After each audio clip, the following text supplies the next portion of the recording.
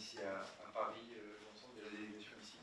Le ministère des Armées, après notre G7 à Naples, après notre ministériel défense. Bonsoir. Bonsoir.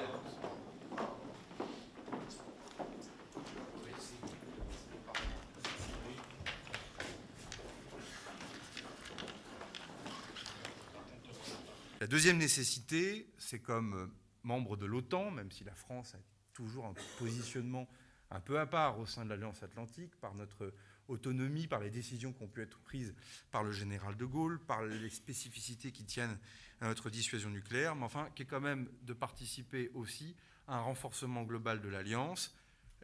notamment en remplissant les objectifs de contribution et de ces fameux 2% du produit intérieur brut, mais qui au fond ne sont jamais qu'un jalon, et qui doit surtout, me semble-t-il, Monsieur le Ministre, cher Boris, se transformer dans les années qui vont venir en contribution militaire réelle.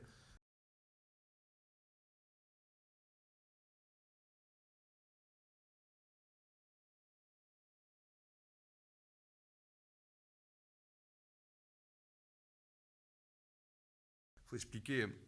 à nos populations que